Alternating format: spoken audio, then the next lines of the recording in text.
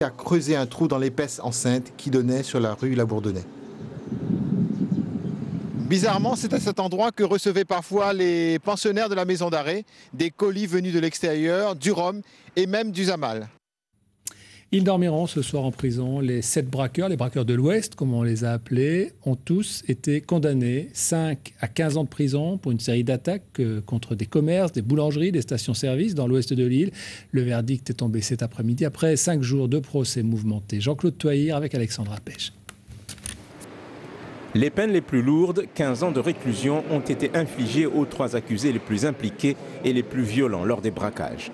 Les avocats de la défense avaient beau plaider la misère sociale, les carences éducatives pour tenter d'expliquer le comportement de leurs clients et espérer un peu plus de clémence de la part des jurés, mais ils n'ont pas été entendus. On a voulu faire d'eux un exemple en retirant toute individualité chez eux, toute personnalité, tout ce qu'ils ont d'humanité. Donc il n'y a pas de mots pour dire cette sanction qui est pour moi injuste. C'est vrai qu'on a eu affaire à des accusés qui n'étaient pas très malins, mais ça ne mérite pas non plus qu'on les sanctionne par des années et des années de réclusion criminelle. Ils méritaient une punition qui soit évidemment assez lourde, mais encore une fois, là ça me paraît quand même aller très très au-delà de ce qui aurait pu être prononcé. La violence des faits, attestée par les images de vidéosurveillance et l'attitude insolente des accusés face à la cour, n'ont sans doute pas plaidé en leur faveur. Pour la partie civile, les peines sont lourdes mais justifiées. Vous avez constaté tout au long de ce procès qu'il n'y avait pas beaucoup de parties civiles présentes. Il faut savoir qu'elles sont encore traumatisées. Donc il y a eu violence et nous avons beaucoup de chance dans le cadre de cette affaire de ne pas avoir eu de personnes tuées. Donc je pense que c'est réellement en rapport avec la gravité des faits que la sentence a été prononcée. Face à la recrudescence des braquages avec violence, la justice a sans doute voulu faire de ce procès un exemple.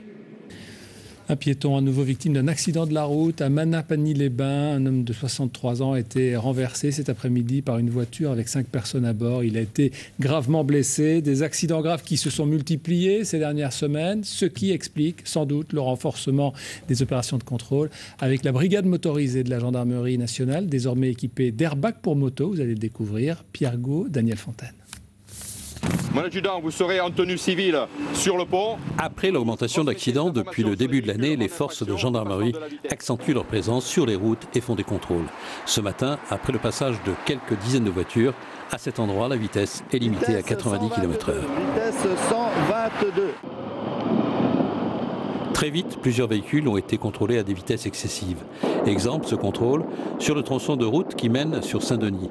Les motards arrêteront ce véhicule pour une vérification des documents de la voiture. Ils ont tendance à penser financier.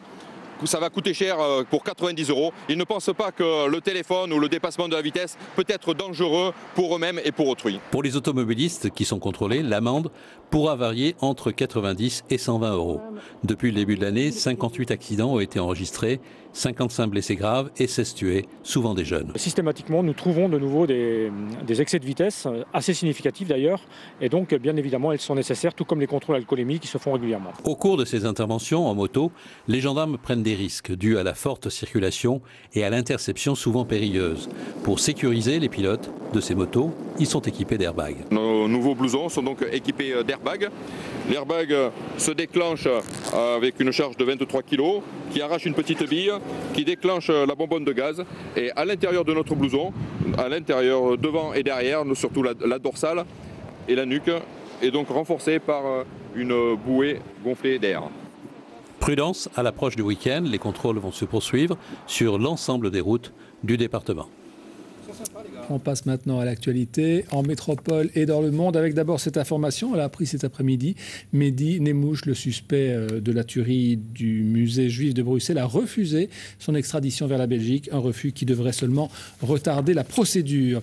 L'affaire Big Malion, elle, continue à faire des vagues. Une nouvelle perquisition a eu lieu aujourd'hui au siège de l'agence de communication. Et puis en marge de l'affaire, 2 prises de position politiques très remarquées à l'UMP.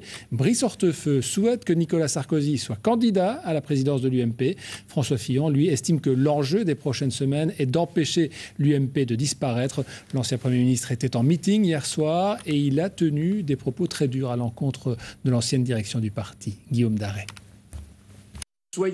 Première prise de parole publique depuis la crise qui secoue l'UMP. François Fillon dresse un bilan accablant de la gestion du parti. Des millions d'euros détournés. Est-ce que c'est cela la politique? C'est pour cela que nous nous sommes engagés? Est-ce que la fin justifie toujours les moyens? Est-ce qu'on peut mentir, tricher, détourner l'argent des adhérents et des sympathisants et ensuite prétendre représenter la France et les Français? Moi je vous réponds non. Non et non. Une charge qui vise sans jamais le citer Jean-François Copé. Certains y voient aussi un message à Nicolas Sarkozy. Les militants fillonistes approuvent. François Fillon, il est honnête, il dit toujours ce qu'il pense et on n'a jamais été déçus par lui. On évoque le retour même de Nicolas Sarkozy à la tête de l'UMP. Vous en pensez quoi? Vous êtes pour, vous êtes contre? Avec ce qui ressort, je pense que malheureusement, il n'a peut-être pas intérêt à revenir sur le devant de la scène politique. Membre de la direction collégiale de l'UMP aux côtés de François Fillon, Jean-Pierre Raffarin refuse de rentrer dans les querelles de personne. Je n'ai pas dans cette affaire à prendre parti, je cherche à rassembler. Ce que dit François Fillon, au moins il a le mérite de ne pas le dire pour la première fois. Cet après-midi, les proches de Nicolas Sarkozy contre-attaquent. Pour Brice Hortefeux, le retour de l'ancien président devient une nécessité. Je souhaite qu'il soit candidat à la présidence de l'UMP à l'automne. Nous avons besoin d'un chef, d'un projet et d'un cap. Brice Hortefeux balaie même l'idée d'une primaire pour la présidentielle de 2017. Mais l'affaire n'empêche pas les députés UMP de continuer à attaquer la politique gouvernementale. Christian Estrosi joue sur la peur au moment où l'Assemblée nationale entame la discussion sur la réforme pénale. En cas d'adoption de la réforme, on pourrait avoir 6 000 délinquants qui seraient libérés dans quelques semaines, affirme le député maire de Nice. Barack Obama à Varsovie, le président américain a assisté ce matin en compagnie de nombreux autres chefs d'État aux cérémonies du 25e anniversaire des premières élections libres en Pologne. François Hollande est arrivé un peu plus tard pour inaugurer une exposition consacrée au syndicat Solidarnosc fondé par Lech Walesa. Si un de vos enfants s'apprête à passer le bac, vous vous demandez sans doute comment vous pouvez l'aider au mieux. L'important est d'être attentif, à l'écoute. Les parents ne sont pas là pour faire réviser. Le bac côté parents, c'est une enquête signée Isabelle Sabour. Chacun face à son sujet. Dernier bac blanc pour ces élèves de terminale S. Chaque année, c'est pareil, le trac, la peur d'oublier, c'est sans doute l'épreuve la plus impressionnante de leur vie. Ce que vous avez appris il y a un mois, vous avez l'impression de le savoir encore? Mais bien souvent, les plus stressés sont encore leurs parents. Pourtant, ils ont un rôle à jouer. On sait que nos parents sont en train de nous regarder travailler ou savent qu'on travaille, c'est motivant. Ouais. Juste de l'affection. Pour moi, ça me suffit. Juste me montrer qu'elle est là et ça me suffit. Dans cette classe, l'enseignante encourage même les parents à s'investir, quel que soit leur niveau. C'est le cas pour la mère de Virginie. Ouvrière de nuit à l'usine, elle a arrêté l'école très tôt. Et si elle vient aujourd'hui rencontrer la professeure de sa fille, c'est pour avoir des conseils. Et comment vous réussissez-vous à justement l'accompagner, à faire en sorte qu'elle ne soit pas trop stressée? Ou elle me fait voir des fois, ou elle me lit ce qu'elle a fait. Donc bon, je l'écoute. C'est très bien. Hein, voilà, je l'écoute. 99% des parents n'ont pas le niveau pour accompagner leur enfant sur les programmes de chaque discipline en terminale. Le simple fait de tendre l'oreille, de l'interroger, de montrer qu'on a de l'intérêt pour ce qu'il nous dit, c'est une des manières effectivement d'aider son enfant à préparer son baccalauréat. Dans cette famille aussi, les parents sont aux petits soins. C'est quoi sur ma copine déjà, c'est bon. Dylan passe un bac ES et il n'est pas le seul à l'épreuve. Tout le monde vit au rythme des révisions. On essaie de lui préparer des repas voilà, avec légumes et puis essayer d'être équilibré. Vous vivez comment ce bac? Je pense comme lui, zen en apparence et très anxieuse en fait. Pour l'empêcher de grignoter, elle lui concocte des petits plats. Elle supervise aussi son emploi du temps et même ses révisions. Et en histoire, tu les prépares comment, ces fiches de révision? Non, mais je suis pas encore là en histoire. Hein. Quoi? T'es pas encore au fiche? Non.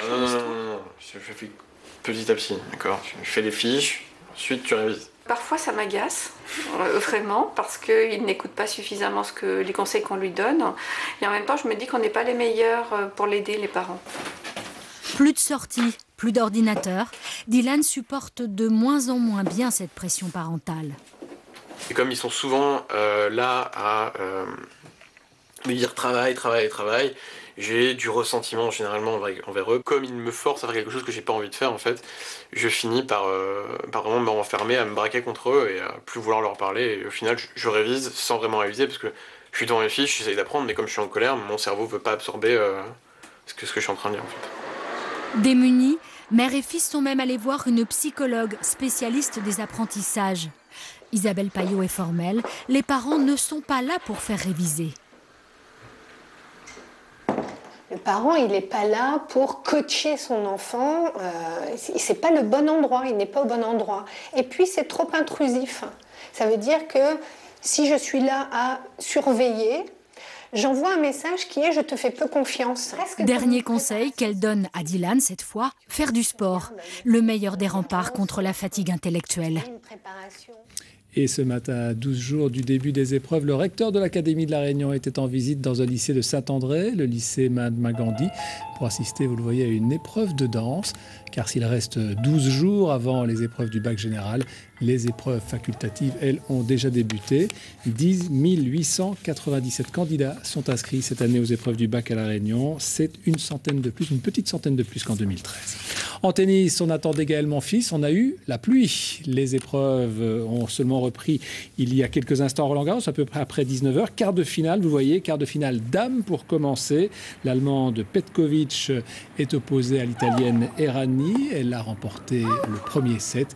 Dans l'autre demi-finale, la Russe Kuznetsova affronte la Roumaine Alep. On regarde la fin de ce coup. En attendant, le match que tout le monde espère ce soir, le match entre Gaël Monfils et l'Écossais Andy Murray. Gaël Monfils qui espère se qualifier pour les demi-finales. Commence-t-il à imaginer une victoire dans ce tournoi de Roland-Garros 2014 ? La question lui a été posée en conférence de presse. Je vous propose d'entendre sa réponse. J'y pense pas parce que chaque match est dur. Chaque match est, on se rapproche forcément du rêve. Mais j'ai même pas envie de dire que c'est une marche, quoi. C'est une montagne, quoi. Chaque match, faut aller la mériter, il faut aller la chercher. Voilà, les sports encore avec cette journée Mettre Ensemble organisée aujourd'hui par les associations sportives UCEP et UNSS.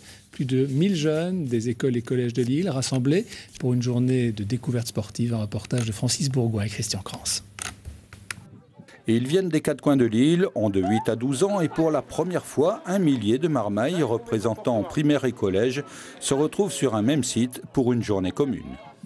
Je pense que ça a déjà fait connaissance puisqu'on a essayé d'associer, même dans le transport en bus, des enfants du primaire, du collège rattachés. C'est-à-dire que ce sont des enfants qui vont aller dans le collège l'année prochaine dans le collège avec d'autres enfants. Donc c'est le lien CM2 6e. Une trentaine de stands permettent de nombreuses activités sportives, santé, citoyenneté ou développement durable. Mais le point d'orgue est une randonnée de 3,5 ou 5 km suivant ses capacités. On a déjà fait le cross et on a fait le jeu de loi. Et le jeu de loi. Et alors là maintenant c'est quoi ? Là c'est la randonnée. Ça se passe très bien. Oui. Il fait bon, c'est joli. Et les jeux sont super. On va aller jusqu'à la fenêtre qui est, je sais pas où, la grosse boule là on dirait.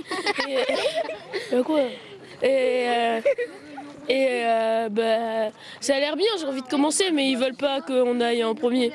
Une randonnée en pleine nature et en lien direct avec sa préservation et son développement.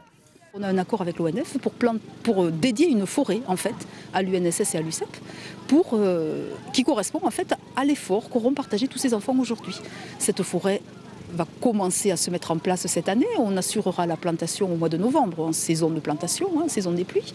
Et puis petit à petit, au fur et à mesure des années, elle pourra être agrandie. Une manifestation qui doit s'inscrire dans le temps selon les organisateurs et qui marque également la participation à l'année régionale de la jeunesse. Et dans un instant, l'événement se règne en première. Vous allez pouvoir découvrir le film de Rémi Thésier, Attaque de requins, enquête et débat ce soir, puisqu'après la diffusion de ce documentaire exceptionnel, nous vous proposerons un débat animé par Valérie Filin, qui est avec nous ce soir. Valérie, bonsoir. Ce n'est jamais facile d'organiser un débat comme celui-là, car cette crise requin, elle continue à susciter beaucoup de passion, beaucoup de douleur, beaucoup de colère, beaucoup d'émotions. Et oui, vous avez raison, Jean-Marc. Il faut